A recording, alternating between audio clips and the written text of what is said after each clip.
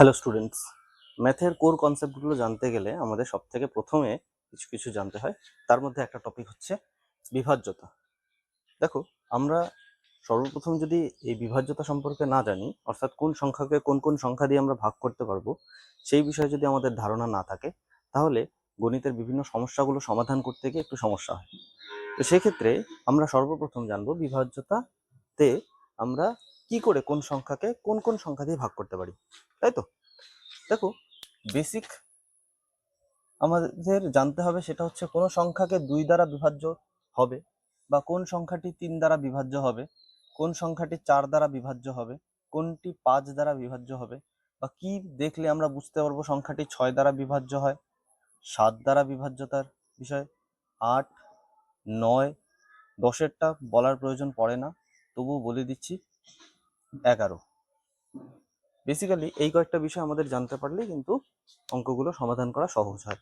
তার বাইরে আমি কিছু বোনাস হিসাবে দেব, যেমন সেটা হচ্ছে 7, 11 আর 13 তিনটি দ্বারা বিভাজ্য সংখ্যা, এবং কোনো সংখ্যা 25 দ্বারা বিভাজ্য কিনা সেটা বোঝার উপায়। ঠিক আছে, তাহলে শুরু করি আজকের ক্লাস। দেখো, সর্বপ্রথম যদি কোনো সংখ্যার শেষ সংখ্যাটি জোড় সংখ্যা হয়, তাহলে সেই সংখ্যাটি সম্পূর্ণভাবে 2 দ্বারা বিভাজ্য হয়। অর্থাৎ শেষ অঙ্কটি জোড়, অর্থাৎ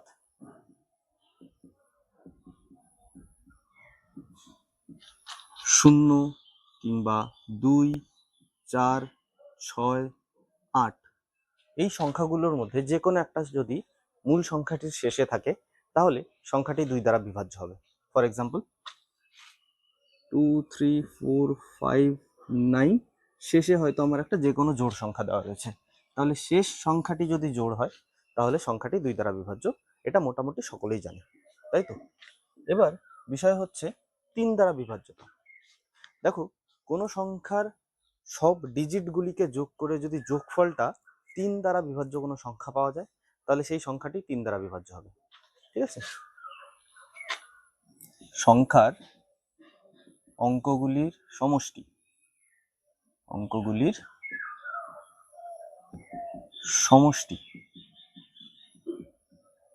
3 দ্বারা বিভাজ্য হতে হবে। যদি কোনো সংখ্যার অঙ্কগুলির সমষ্টি 3 দ্বারা বিভাজ্য হয়, তাহলে সেই সংখ্যাটি 3 দ্বারা বিভাজ্য হবে। ফর এক্সাম্পল, যদি আমি নিই 2, 5, 1, 3, 7, হ্যাঁ, এই যে সংখ্যাটি নিলাম, আমি জানি না সংখ্যাটা কি দ্বারা বিভাজ্য হবে। তো যদি আমার চেক করতে হয় কোনো সংখ্যা 3 দ্বারা বিভাজ্য হবে কিনা, তো তার জন্য আমি প্রথমে কি করব, সংখ্যার অঙ্কগুলির সমষ্টি নির্ণয় করব। দেখো, এখানে অঙ্কগুলির সমষ্টি কি হয়, 2 যোগ 5 7, যোগ 1 8, 8 3 11, 11 আর এই 7 সবগুলো যদি যোগ করা হয়, তাহলে সমষ্টি আমি পাচ্ছি হচ্ছে এখানে 18। দেখো, 18 যেহেতু 3 দ্বারা বিভাজ্য, সম্পূর্ণ সংখ্যাটিও 3 দ্বারা বিভাজ্য হবে। দেখিনি, সংখ্যাটিকে 3 দ্বারা যদি আমরা ভাগ করি, 1 কে যাচ্ছে না, 3 8 24, 1 নামলো 1, 3 3 9, 2 নামলো 3, 3 7 21, 2 নামলো 7, 3 9 27। তাহলে দেখো, সংখ্যাটি সম্পূর্ণভাবে বিভাজ্য হয়েছে। তাহলে কি বললাম, কোনো সংখ্যার অঙ্কগুলির সমষ্টি যদি 3 দ্বারা বিভাজ্য সংখ্যা পাওয়া যায়, তাহলে সেই সংখ্যাটি 3 দ্বারা বিভাজ্য হবে। ঠিক একই রকম এক্ষেত্রে 9-টাও বলা যেতে পারে, যে সংখ্যার অঙ্কগুলির সমষ্টি যদি 9 দ্বারা বিভাজ্য হয়, তাহলে সংখ্যাটি 9 দ্বারা বিভাজ্য হবে। যেমনটি এই সংখ্যার ক্ষেত্রে 18 এসেছিল সমষ্টি, 9 দ্বারা বিভাজ্য, 9 দুগুণী 18, তাই না? তাহলে এই সম্পূর্ণ সংখ্যাটাকে আমরা 9 দ্বারাও ভাগ করতে পারবো। বোঝা গেল? নেক্সট 4। দেখো, 4 দ্বারা বিভাজ্য হওয়া খুব সাধারণ নিয়ম। শেষ সংখ্যা দুটিকে দেখব। তাহলে সংখ্যার শেষ অঙ্ক দুটি যদি 4 দ্বারা বিভাজ্য হয়, তাহলে সংখ্যাটিও 4 দ্বারা বিভাজ্য হবে। ক্লিয়ার? শেষ অঙ্ক দুটি যদি 4 দ্বারা বিভাজ্য হয় তাহলে সংখ্যাটিও 4 দ্বারা বিভাজ্য হবে। যেমন 1 2 3 4 5 হয়তো 6 দিয়ে দিন। দেখো শেষ সংখ্যার জোড়া কত আছে? শেষ সংখ্যা জোড়া এখানে 56। যেহেতু শেষ সংখ্যা জোড়া 56 আর 56কে আমরা 4 দিয়ে ভাগ করতেই পারি। এরকম 4 দ্বারা যদি 56কে ভাগ করা হয়, 4 1 4 বিয়োগ করলে 1 16, 4 4 16। শেষ সংখ্যা জোড়া মিলিয়ে যেহেতু 4 দ্বারা বিভাজ্য, তাহলে এই ক্ষেত্রে সংখ্যাটিও 4 দ্বারা বিভাজ্য হবে। এর সঙ্গে মিলিয়ে আমরা 8এরটাও করতে পারি। কি? সংখ্যার শেষ অঙ্ক 8এর ক্ষেত্রে দুটির জায়গায় 3টি, শেষ অঙ্ক 3টি 8 দ্বারা বিভাজ্য হতে হবে। তাহলে কোনো সংখ্যার শেষ অঙ্ক 3টি যদি মিলিয়ে দেখা যায় সেটা 8 দ্বারা বিভাজ্য হচ্ছে, তাহলে সংখ্যাটিও 8 দ্বারা বিভাজ্য হবে। বোঝা গেল? সংখ্যার শেষ অঙ্কটি যদি 0 অথবা 5 হয়, তাহলে কোনো সংখ্যার শেষ অঙ্ক যেটা হয় সেটা যদি 0 অথবা 5 থাকে, তাহলে সম্পূর্ণ সংখ্যাটাই 5 দ্বারা বিভাজ্য হবে। সাধারণ কনসেপ্ট, যেটা প্রত্যেকটা বাচ্চাই জানে। 6-এর ক্ষেত্রে যদি বলি, দেখো কোনো সংখ্যা শেষ অঙ্ক যদি জোড় হয় এবং সমষ্টি যদি 3 দ্বারা বিভাজ্য হয়, অঙ্কগুলির সমষ্টি, তাহলে সংখ্যাটা 6 দ্বারা বিভাজ্য হবে। অর্থাৎ আমি একসঙ্গে বলতে পারি সংখ্যাটি 2 ও 3 দ্বারা বিভাজ্য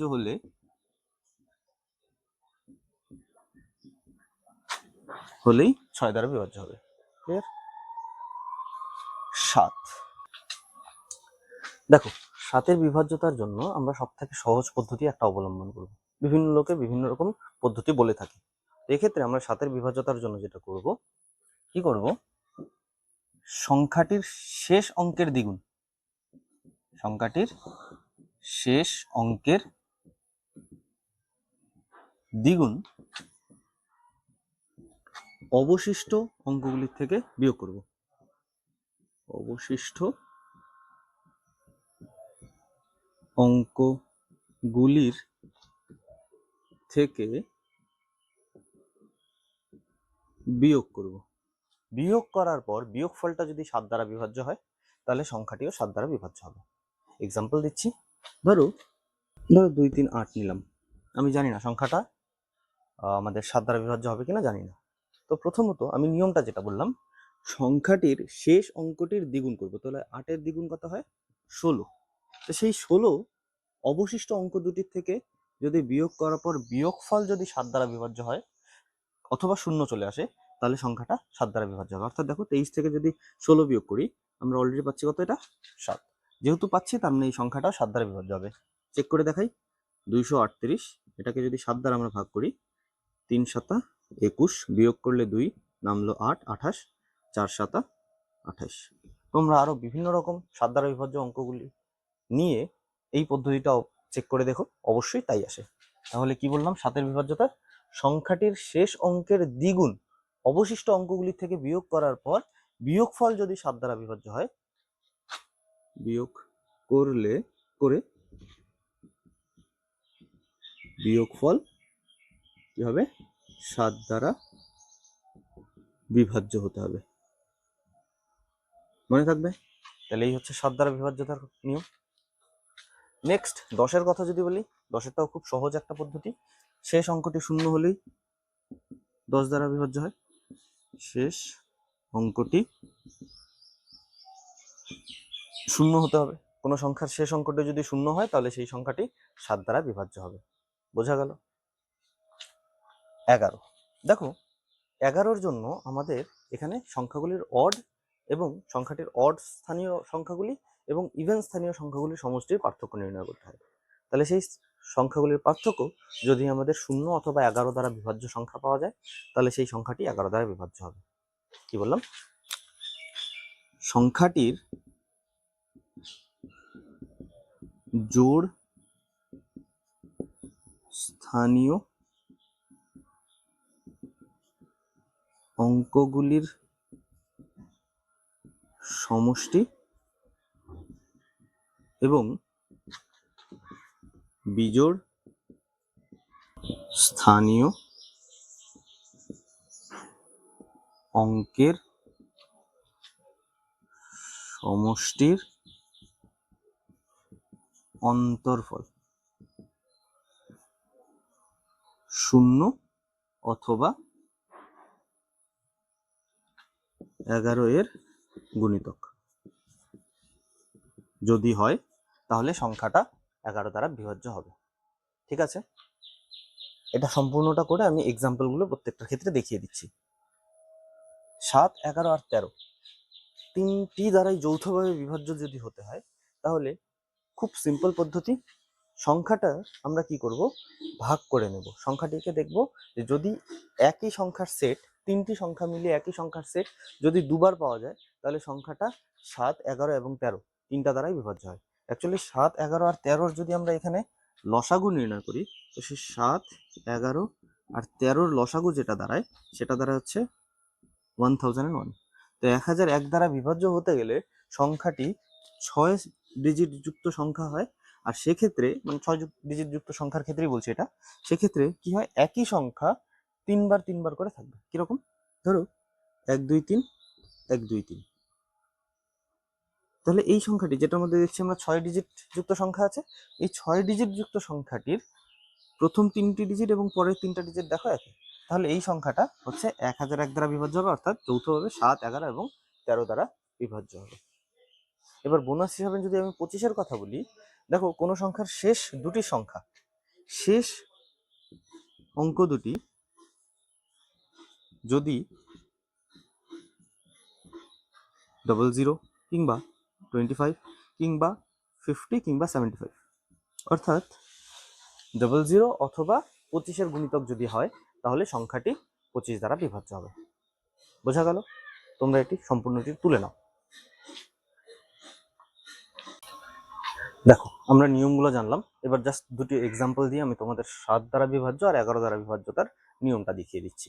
ঠিক আছে, দেখো আমি একটা সংখ্যা নিয়েছি 1134, যেটা 7 দ্বারা বিভাজ্য, কিন্তু সেটা আমরা যে নিয়মটা বললাম সেই নিয়মটা প্র্যাকটিক্যালি করে দেখাচ্ছি। বলেছিলাম কি, 7 দ্বারা বিভাজ্য হতে হলে আমরা কি করব, সর্বপ্রথম দেখব সংখ্যাটির শেষ অঙ্কের দ্বিগুণ অবশিষ্ট অঙ্কের থেকে বিয়োগ করার পর বিয়োগফল যদি 7 দ্বারা বিভাজ্য হয় তাহলে সেটা 7 দ্বারা বিভাজ্য হবে। এবার এই জায়গাটা আরেকটা কথা আমি অ্যাড করে দিই, যদি বিয়োগ করার পর এমন সংখ্যা এলো যেটা আমরা বুঝতে পারছি না সেটাও 7 দ্বারা বিভাজ্য হবে কিনা, তাহলে আমরা ঠিক একই প্রসেস আবার করব। ঠিক আছে, যদি 0 কিংবা 7 দ্বারা বিভাজ্য চলে আসে সংখ্যা তাহলে সেটা সংখ্যাটি 7 দ্বারা বিভাজ্য হবে। এক্সাম্পল, এই যে এখানে শেষ সংখ্যাটি আমরা দেখতে পেলাম 4, যার দ্বিগুণ করলে 4 দুগুণই হয়ে যাচ্ছে আমাদের 8। এই 8 আমরা যদি অবশিষ্ট 113 থেকে বিয়োগ করি, 113 থেকে 8 বিয়োগ করলাম, চলে এলো 105। মানলাম আমরা জানি না 105 7 দ্বারা বিভাজ্য কিনা, তাহলে ঠিক একই কাজ আবার করবো। তাহলে 5-এর দ্বিগুণ করলে 5 দুগুণই 10, যেটা অবশিষ্ট সংখ্যা দুটি অর্থাৎ যেটা 10 আছে 10-এর থেকে 10 বিয়োগ করলে 0। দেখো 0 চলে এসছে। যদি এইরকম প্রসেসটা করার পর শেষ পর্যন্ত 0 কিংবা 7 দ্বারা বিভাজ্য সংখ্যা আসে তাহলেই সেটি 7 দ্বারা বিভাজ্য হবে। যদিও আমি অলরেডি জানতাম যে 105 7 দ্বারা ভাগ করলে 105কে আমরা পাবো হচ্ছে ভাগফল হিসাবে 15, তাহলে সংখ্যাটি 7 দ্বারা বিভাজ্য হয়। টেস্ট করে দেখি ভাগ করে, 1134 7 দিয়ে যখন ভাগ করব, 7 একে 7 বিয়োগ করলে আমরা পাচ্ছি 4, নামলো 3, হয়ে গেল 43, 6 7 42 বিয়োগ করলে 1, নামলো 4, 14, হয়ে গেল 7 দুগুণে 14, তাই তো? তাহলে সংখ্যাটি 7 দ্বারা বিভাজ্য হলো। ওকে, এবার আমি যদি 11 দ্বারা বিভাজ্যতার কথা বলি, আমি 11 দ্বারা বিভাজ্য সংখ্যার ক্ষেত্রে বলেছিলাম যে সংখ্যার জোড় স্থানীয় অঙ্কগুলির সমষ্টি এবং বিজোড় স্থানীয় অঙ্কগুলির সমষ্টির পার্থক্য যদি 0 অথবা 11 গুণিতক হয়, অর্থাৎ 11 দ্বারা বিভাজ্য কোনো সংখ্যা আসে, তাহলে সেই সংখ্যাটি কি হবে, 11 দ্বারা বিভাজ্য হবে। যেমন এখানে জোড় স্থানীয় এবং বিজোড় স্থানীয় সংখ্যাগুলি আমরা আলাদা করে যোগ করি। কি কি আছে, 1, 9 আর 2, এই তিনটা সমষ্টি। আচ্ছা, 1 আর 9 যোগ করলে 10, 10 আর 2 12, আর এই দুটোকে যোগ করব, তাহলে 4 আর 8 যোগ করলে 12। আচ্ছা, 12 থেকে 12 বিয়োগ করলে কত পাচ্ছি, 0 পাচ্ছি। এখানে 0 অথবা 11, 22, 33 এরকম যে কোনো সংখ্যা যদি আসে যেগুলো 11 দ্বারা বিভাজ্য হয়, তাহলে সেটা আসলে আমরা বলতে পারবো মূল সংখ্যাটি 11 দ্বারা বিভাজ্য হবে। ঠিক আছে, ভাগ করে দেখাই।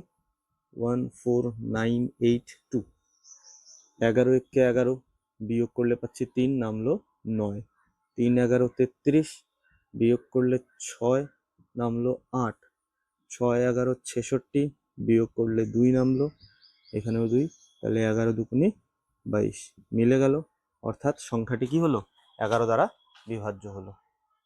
তো বোঝা গেল বিভাজ্যতা। এবার তোমাদের একটা কথা বলবো, অঙ্কে 0 থেকে হিরো হতে গেলে আমাদের কিছু কিছু বেসিক বিষয় জানতে হবে। সেই বেসিক বিষয়গুলি হচ্ছে, প্রথমত আমাদের 1 থেকে 15 পর্যন্ত প্রত্যেকটি সংখ্যার নামতা জানতে হবে। দ্বিতীয়ত আমাদের বেশ কিছু বীজগাণিতিক যে সূত্রাবলী আছে, সেই বীজগাণিতিক সূত্রাবলী আমাদের জানতে হবে। ঠিক আছে, এবং বেশ কিছু সংখ্যা যেগুলো জেনারেলি আমরা প্রথম 1 থেকে 30 পর্যন্ত সংখ্যাগুলির আমাদের বর্গ জানতে হবে। এই বিষয়গুলি মনে রাখতে পারলে অঙ্ক আমাদের কাছে সত্যি খুব সহজ। তো অঙ্ক নিয়ে যে ভীতি আছে সেটা অবশ্যই তোমাদের কেটে যাবে। যুক্ত থাকো আমাদের সঙ্গে। ধন্যবাদ।